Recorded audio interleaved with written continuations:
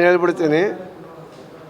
ಕಳೆದ ವಿಧಾನಸಭಾ ಚುನಾವಣೆಯಲ್ಲಿ 23ರಲ್ಲಿ ನಡೆದಂಥ ವಿಧಾನಸಭಾ ಚುನಾವಣೆಯಲ್ಲಿ ನಮ್ಮ ಕಾಂಗ್ರೆಸ್ಸಿನ ಹೈಕಮಾಂಡಿನ ಪ್ರಮುಖ ನಾಯಕಗಳೆಲ್ಲರೂ ಕೂಡ ನನಗೆ ಹೇಳಿದರು, ಚುನಾವಣೆ ನೀನು ಸ್ಪರ್ಧೆ ಮಾಡಬೇಡ, ಕಾಂಗ್ರೆಸ್ ವರ್ಕಿಂಗ್ ಪ್ರೆಸಿಡೆಂಟ್ ಮಾಡ್ತೀವಿ ನಿನ್ನ, ಆಮೇಲೆ ಎಲ್ಲ ಕಡೆಗೂ ಪ್ರಚಾರ ಮಾಡು, ನೀನು ಒಂದು ರಾಜ್ಯದ ಒಂದು ಜನಾಂಗದ ಮತ್ತು ಪಕ್ಷದಲ್ಲಿ ಯುವ ಕಾಂಗ್ರೆಸ್ಸಿನ ಅಧ್ಯಕ್ಷನಾಗಿದೆಯಾ, ನಿಂದೇ ಆದಂಥ ಸಂಘಟನೆಯ ಛಾಪ್ ಇದೆ, ಅದನ್ನೆಲ್ಲ ಮೂಡಿಸಿ ಅಧಿಕಾರಕ್ಕೆ ಬರಬೇಕು, ಬಂದೆ ಅಂದರೆ ನೀನು ನೇರವಾಗಿ ಮಂತ್ರಿ ಮಾಡ್ತೀವಿ, ನಂತರ MLC ಮಾಡ್ತೀವಿ ಅಂತ ಹೇಳಿದರು. ಅದು ನಿಮಗೆ 2-3 ಸಾರಿ ನಾನು ಇದನ್ನ ಪುನರುಚ್ಚರಿಸಿದ್ದೀನಿ.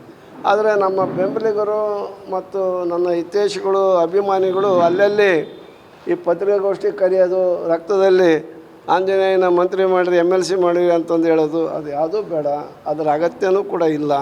ನಾನು ಯಾವತ್ತೂ ಕೂಡ ಜನರ ಮುಖಂಡರುಗಳ ಒತ್ತಾಯ ಮಾಡಿಸ್ಕೊಂಡು ನಾನು ಯಾವುದೇ ಅಧಿಕಾರ ತೆಗೆದುಕೊಂಡವನಲ್ಲ. ನನ್ನ ಒಂದು ಸಂಘಟನೆ ಮತ್ತು ನನ್ನ ಒಂದು ನಿಷ್ಠೆ, ಪಕ್ಷ ನಿಷ್ಠೆ, ಇದೆಲ್ಲವೂ ಕೂಡ ಪಕ್ಷ ಗುರುತಿಸಿ ನನ್ನನ್ನು ಕರೆದು ಇಲ್ಲಿವರೆಗೆ ನನಗೆ ಸ್ಥಾನಮಾನ ಕೊಟ್ಟಿದೆ. 50 ವರ್ಷ ಈ ಕಾಂಗ್ರೆಸ್ ಪಕ್ಷದಲ್ಲಿ ಎಲ್ಲ ಹಂತದಲ್ಲೂ ಕೂಡ ನಾನು ಕೆಲಸ ಮಾಡ್ಕೊಂಡು ಬಂದಿದ್ದೀನಿ. ಆದರೆ ನನ್ನ ಒಂದು ಇದು ಸ್ವಯಂಕೃತ ಅಪರಾಧ, ಆ ಚುನಾವಣೆಯಲ್ಲಿ ಸರಿಯಾಗಿ ನಿರ್ವಹಿಸ್ಕೊಳ್ಳೋಕ್ಕಾಗದೆ ಕೆಲವರು ಎಲ್ಲ ನಮ್ಮಲ್ಲೇ ಇರ್ತಕ್ಕಂಥ ಕೆಲವರು BJPಯ ಏಜೆಂಟ್ರುಗಳಾಗಿ ಅವರು ಎಂಜಲ್ ಕಾಸಿಗೆ ಬಲಿಯಾಗಿ ನನ್ನ ಜೊತೆಗೆ ಇದ್ದು ಮೋಸ ಮಾಡಿದರು. ಅದು ಕೂಡ ಒಂದು ಕಾರಣ ನನ್ನ ಸೋಲಿಗೆ.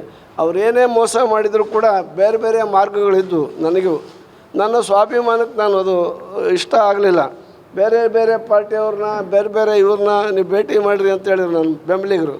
ನಾನು ಅವ್ರನ್ನೆಲ್ಲ ಬೆಂಬಲ ಅದು ಆ ರೀತಿ ಎಲ್ಲ ಸರಿ ಹೋಗಲ್ಲ ಅಂತ ಹೇಳಿಬಿಟ್ಟೆ. ಈಗ ಅನ್ನಿಸ್ತಾ ಇದೆ, ಚುನಾವಣೆ ಸಂದರ್ಭದಲ್ಲಿ ಯಾರನ್ನೂ ಕೂಡ ನಿರ್ಲಕ್ಷಿಸಬಾರ್ದು, ಎಲ್ಲರನ್ನೂ ನಾವು ಭೇಟಿ ಆಗಬೇಕಾಗಿತ್ತೇನೋ ಅಂತ ಅನ್ನಿಸ್ತಾ ಇದೆ. ಕೈ ಮೀರಿ ಹೋಗಿದೆ. ನೋಡೋಣ, ಇನ್ನೂ 1.5 ವರ್ಷ 2 ವರ್ಷ ಇದೆ, ಮತ್ತೊಂದು ಬಾರಿ ಪ್ರಯತ್ನ ಮಾಡ್ತೀನಿ, ನೋಡೋಣ ಅದ್ರ ಮೇಲೆ ಏನಿದೆ ಅನ್ನೋದು.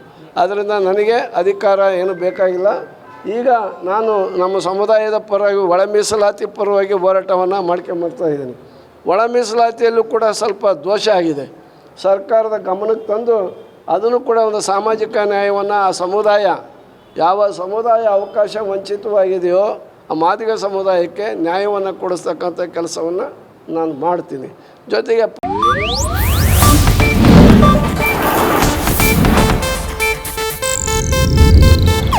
ಇದು ಏಷ್ಯಾನೆಟ್ ನ್ಯೂಸ್ ನೆಟ್ವರ್ಕ್ ಪ್ರಸ್ತುತಿ.